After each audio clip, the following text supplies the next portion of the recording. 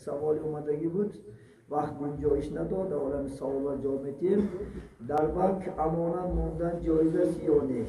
آدمی هست که با فایز پول میدهد گناه می. البته در بانک پول مونده فایده بردن حرام است، ریبا میشود پرسنت. این چنین خدا خواهد انشاءالله آدمی که خدا خواهد پرسنت کتی پول میدهد این هم حرام است. پرسنت که آگاه باشم کسی که کار میکنه به دوزخیه و نماز نخونه میشود. کسی که پرسنت کتی کار میکنه از روی پرسنت زندگی میکنه نماز نخونه، زندگیش حرامه، گوشتی خوب نه حرامه، خیرات شه، احسان شه، حج شه، هیچی الله قبول نمیکنه. تا خدا برای پرسنت حرام خرید دنیا رو نافرید. الله سبحانه و تعالی من شما را برای حلال زندگی کردن آفریده.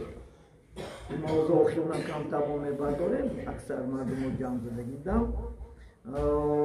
ریبا سودخوری حرام است. استعیذ بالله سوره بقره اعوذ بالله من الشیطان الرجیم و حلل لکم البیع و حرم الربا.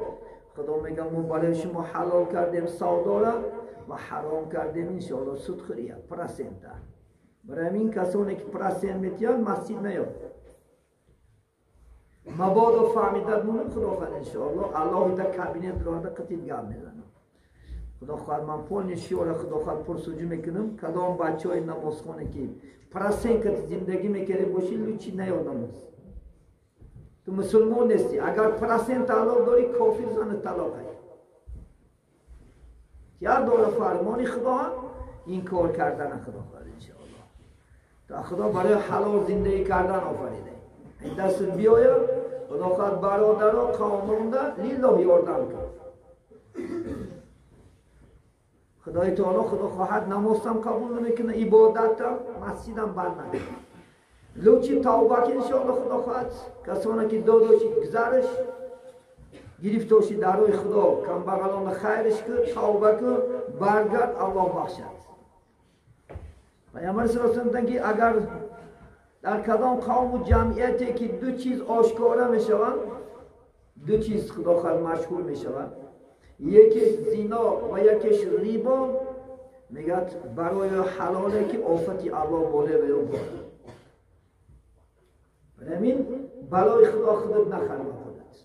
خدا هزار خیل درد میده انشاءالله خدا خواهد. اون پلی گرفته ایت خدا خواهد فقط داری پلی میکنی. خدا خواهد بچت آفت نبینه میموره میشکنه اجاش. زنت بلا میزنه عند سرش میکنی حیاتت خزون میشه. الهی دنیا بشه لیکن در آخرت خدا خواهد جا دوزخه. از الله ترس. این کار نکه خدا خواهد انشاءالله. بالا جورت باشه رسولش بگوش مسئله همین شید از خدا ترس، حرام نخون، زندگی حلال کن، پیشگاهی الان درجه یا خدا خواهد انشاءالله. این دنیا نم خور میشه، همه نعلت میگن، همه کسانی که پول میتی انشاءالله خدا خواهد روزی نیست.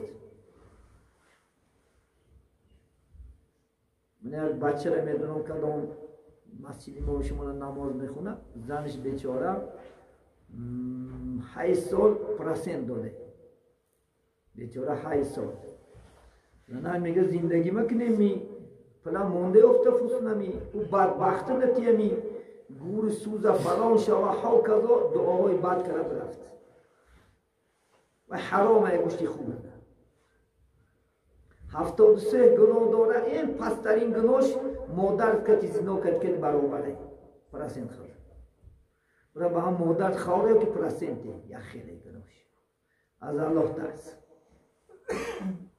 برای من توبه کن شاید الله رحم کنه خدا خواهد انشاءالله. خدا دنیا داده درای خودته کم بغلان نوازش که الله یک سنده 700 سنتیه و یک قوله به یک احسان 700 خدا بخشد از فضل به حد. خدایت اخریب الله گفت ای جان چرا نبخشید در رای حق احسان. تو میمیری احسانت نمیرد ز تنگی های محشر دست بگیرد.